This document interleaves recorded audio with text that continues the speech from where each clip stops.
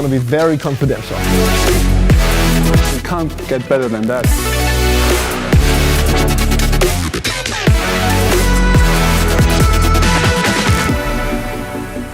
Hi everyone and welcome to the very first episode of EQ Enthusiasts. My name is Dennis. Usually I'm working in the communications department of Daimler, but in this format I take you behind the scenes of Mercedes EQ.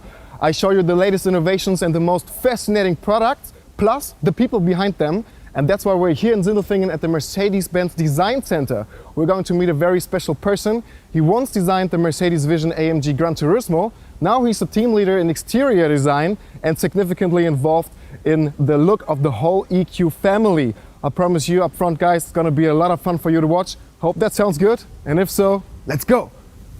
Mercedes-Benz is a luxury brand with a huge heritage, that's for sure. But how does luxury and design go together when it comes to electric cars? That's what we'll find out today, and as you can see, it's gonna be very confidential.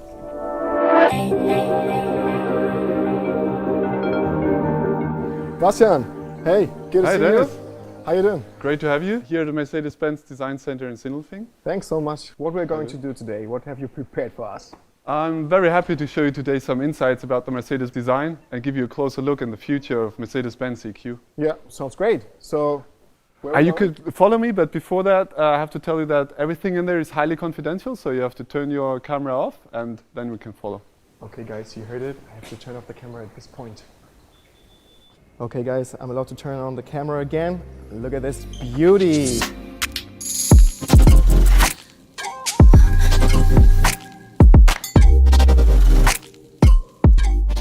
Bastian, where did you take us? So Dennis, now we're in the heart of the design building, more or less. It's one of our design studios.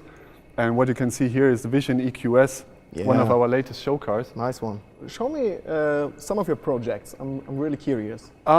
One of a project that I think that was really a childhood dream when PlayStation approached us. Yeah, I want to talk about this one. And I've seen it.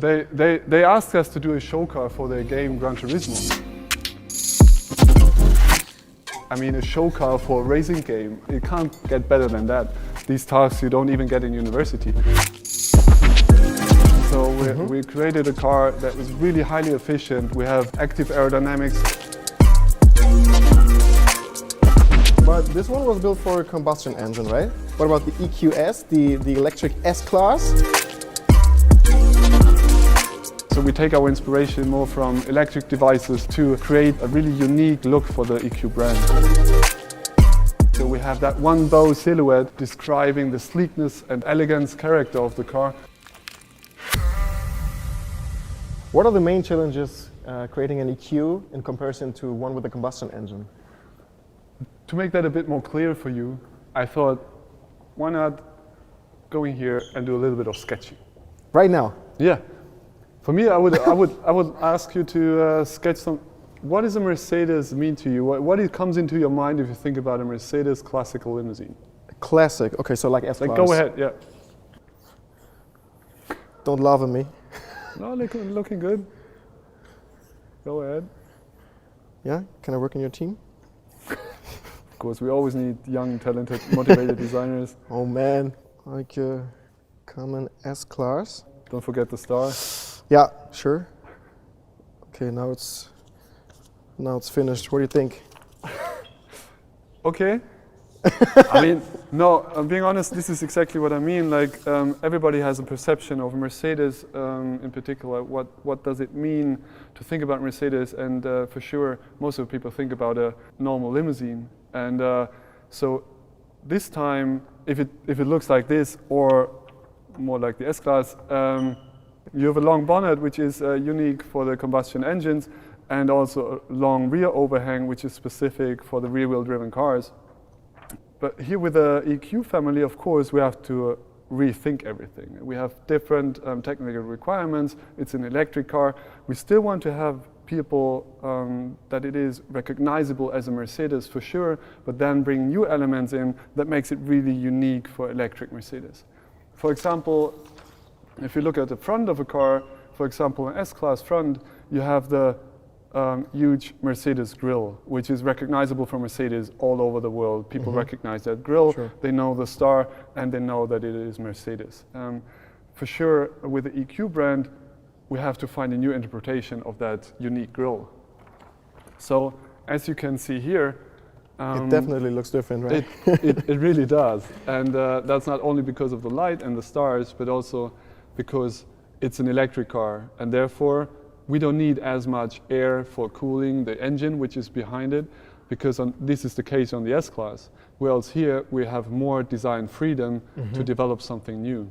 As you can see here, we have a seamless integration of the headlights together with the grille to generate that really unique and specific look for our EQ front ends. Yeah, you talked about the black panel before, but what about this little stars inside? I mean, because it is a show car and we want to play something and want to explore the creative potential of it, we think of, if you think about a black panel, you also think about a screen. And what we did here is how much depth we can give such a surface. So what we have here is a star panel on the front and then having these LEDs to create that more or less infinite grille. Does the final design look like that? Not exactly, but I can't tell you right now. Some kind of. Okay. What else can you show me? So if you look at the side of the car, then you're also going to realize that it's different to The hood not is only to your sketch. pretty small though. Yeah, the hood is smaller, right. As I said, on the S-Class, you have a long bonnet because there's the engine behind. Like on an electric car, you don't have the engine in the front, and therefore we reduce the front overhang to a minimum and put in the wheels really far out on the corners of the whole car to emphasize the cabin and where the people are going to sit then. Yeah, but from my point of view, it looks more sporty than a usual S-Class or a saloon. Yeah, for sure. What we tried here is to find a sleek silhouette that is good for aerodynamics and is creating a different character for these cars. So it's more a four-door sports car than a classic limousine. And if you come towards the back, you can see how nicely the cabin is tapering. It's on one side good for the aerodynamics and it's sustainable and efficient. At the same time, it allows us as designers to put the cabin on these really nice full shoulders to give the overall car an appearance, a strong appearance on the street and really good stance. Pretty awesome and interesting. Thanks for giving us so many exclusive insights. But as you know, a bit curious and always a bit impatient. Is there something else that you can reveal about the upcoming EQS? Actually, I can't do that. Just one thing, come on. You know, because it's you. Give me a second at the drawing board, I'll be back. Take your time, take your time.